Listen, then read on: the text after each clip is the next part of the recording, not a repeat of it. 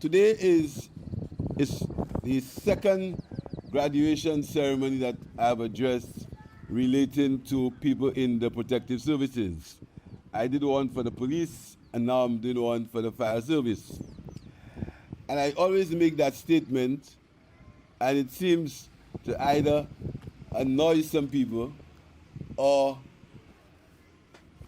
impress others. I come from the time when my father was both a fireman and a police officer.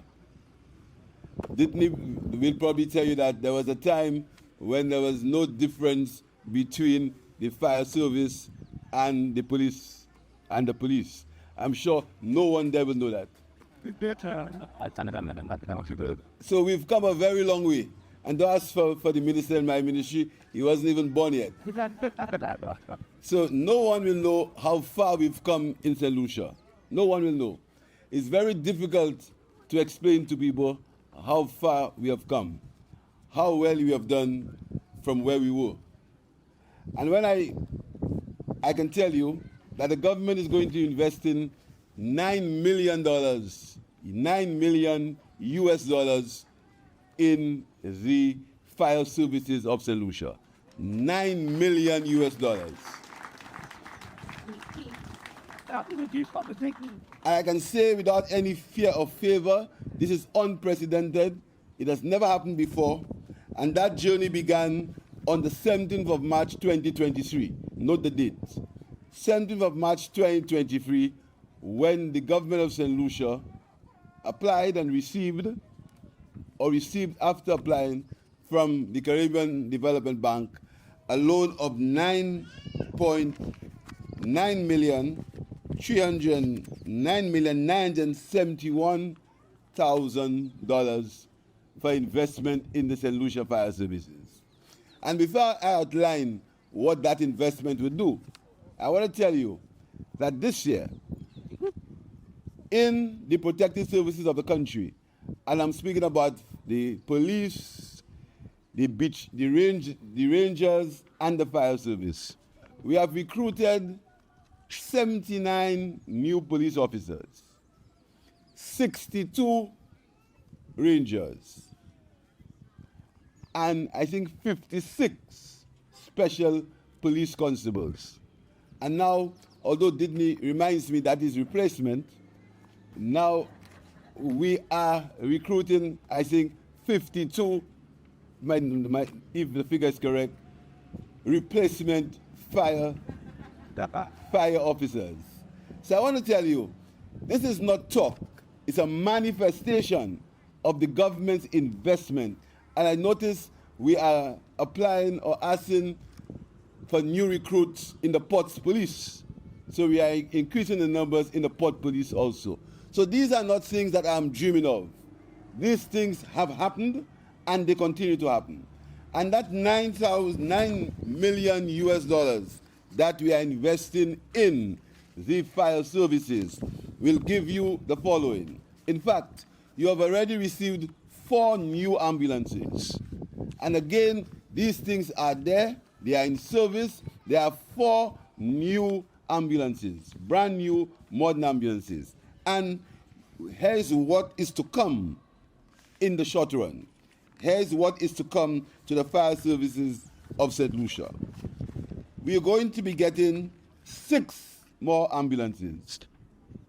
6 more ambulances. We're going to be getting 2 fire trucks. One of them is for the airport. These are going to be here in June, and we're also going to be getting 5 new other fire trucks. Out of that, another one for the airports. And 3 specially designed vehicles to deal with car accidents. And I hope that our drivers, not because we have these vehicles, will cause accidents to happen. These vehicles are to ensure that these things do not happen.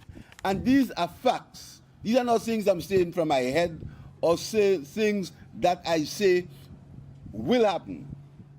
There are things that have happened, and they do not benefit one set of people. They benefit everyone in this country. When someone falls ill and the fire service, the first responders have to come to them, they do not distinguish where they have to go to. They go to a home and they deal with the issues at the home.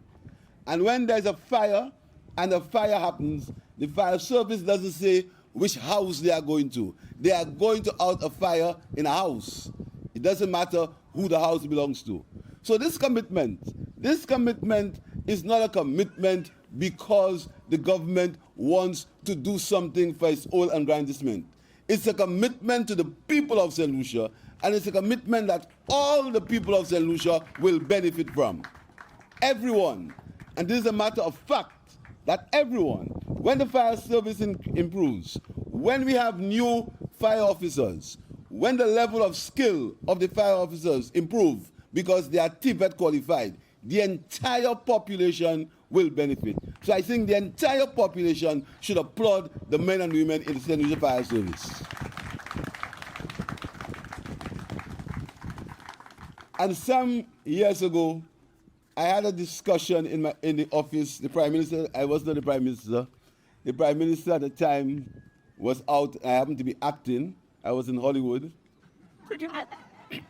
And I had a meeting with some members of the fire service. And there were some issues in the fire service. And I said to them, have they ever realized the importance of the job that they are doing? And I said to them, when something happens, when someone falls ill, the first person or the first set of people they call is the ambulance. And they said at the moment or the time between what happens when that person enters the ambulance and when that person reaches a hospital to get a good injection, by the time the person gets to that hospital, that is what will save their life. So they are basically, and don't quote me wrong, at this time, when the person is in the ambulance, they are the most important people to the person who is sick. Right. And that is how important that job is. That is why we have to cherish them, and that is why the government is committed to improve their quality of life. And that is why I agreed together with the cabinet to allow them to be eligible for the NIC pension when they have 20 years service or they have reached the age and they have reached the age of 55 years.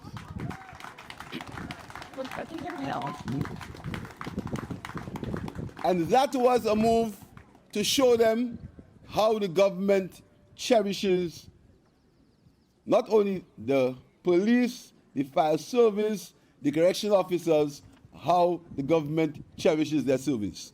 So we said to you, after you've served 20 years or the age of 55 years and 20 years, you can leave and you can collect your pension at 55 years from the NIC.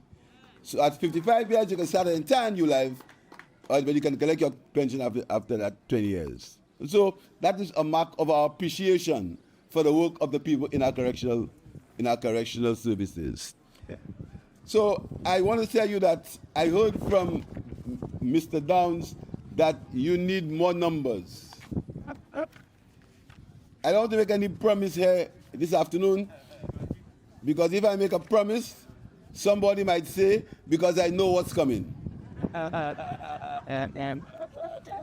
So I will make no promise this afternoon, but I will tell you that if time permits, the government will ensure that the ranks of the fire service are increased. Because St. Lucia is a tourism-dependent economy, and a lot of people who visit our country want to find out how our emergency services are. They want to find out what happens at our airports if a mishap happens. They want to find out how much time will it take to get somebody from the hotel to the hospital. In fact, they want to find out the quality of our emergency services. And this is another reason why it's very important for the government to invest in the fire service and the emergency services. So I want to say to the men and women of the fire service, and particularly to those who have taken a decision, because being part of an organization that entails so much discipline and so much hard work is because you've made a choice. And I want to tell you that choice is one you've made. And my job is to ensure that you have the resources that you need so that you can provide the service adequately and professionally to the people of St. Lucia. I noted that there are 8 new women recruits, or 8 new women, they call them probationers, as I read here. And part of the package that we negotiated for the fire service is, and I want to read, is as follows. Consultancy services for a development of a gender policy and action plan for the Ministry of Home Affairs. A gender policy and action plan. Mental health and psychosocial support for members of the fire service. And also says there is capacity building training for the fire officers and 266 males and 63 females. Hopefully we will get to that number, to ensure that there is a gender policy. This means that this government will not tolerate any form of sexual harassment in the protective services of St. Lucia. And this is why we want to have a policy, a gender policy. The men and women in the protective services must be the highest integrity, and their behavior must be of the highest integrity. We cannot tell adults what to do. Adults are adults. But we want to ensure that there is absolutely no form of sexual harassment, of sexual discrimination in the protective services of St. Lucia. And this is why we are ensuring that there will be a stipulated gender policy as far as that is concerned. So I want to end by congratulating the men and women in the fire services of St. Lucia, the emergency services. I want to congratulate Mr. Ditney Downs for his commitment to the improvement of the fire service. I've never seen a public servant, I want to say harassed, I will not say that, to ensure that he gets things for the fire service. Up to this afternoon, he was on my case about new recruits and trying to tell me he let them graduate in Masham. Hopefully, he knows, because of my commitment to my constituency, if he tells me that, I will hurry up. But I'll tell you, Mr. Downs, no matter where they graduate, it doesn't matter. Once they serve the people of St. Lucia, that is what concerns me. Improve services to the people of St. Lucia. So I want to end by again thanking everyone, apologizing for being late in spite of the rain, and saying to the men and women who've joined and the other men and women in the fire service that you are an important sector in the country, St. Lucia. I want to also congratulate the guest speaker, because he again, where he is also the evolution of St. Lucia as a country, the evolution of a new thinking, the evolution of new ideas, which is led by the people in the registered in the the Regulated Substances Abuse Unit. So thank you very much to the parents and the guardians and to the relatives of the graduates. I want to tell you, thank you for allowing them, for giving them the encouragement, for giving them the leadership, because you had to lead them to cause them to be able to be the men and women that they are. And I want to say to them, keep your eyes focused on the job you have to do. Remember, even though we try our best to make your salaries what the government can afford. And I want to tell you that, and I want to use my words carefully again, this I've been misquoted, that the last collective agreement that was signed, or that will be signed, although I've heard queries about why it hasn't been signed, but you know, we in St. Lucia where we're happy. The last collective agreement, a major sticking point was the fire service. I will not go further, because we don't want to create any unnecessary discussion. A big part of the negotiations was the fire service, major part of it. But I'm very happy to tell you that we've successfully negotiated, and I want to thank the fire service for understanding the government's plight in negotiating a 13% pay increase for the next 6 years. And you may not believe it based on what you are hearing, but this is the largest pay increase for civil servants from since the year 2000. I want to get the year right. From since the year when Stephen King was Prime Minister, and it was 14%.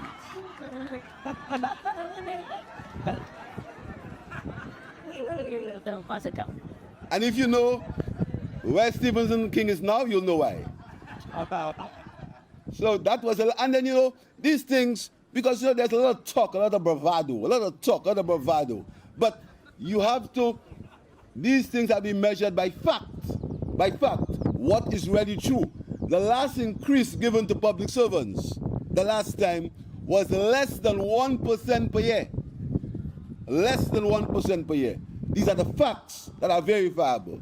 And I can tell you, next week, I'm going to be signing or viewing the collective agreement that will cause public servants to get a 13% pay increase for the next 2 trienniums.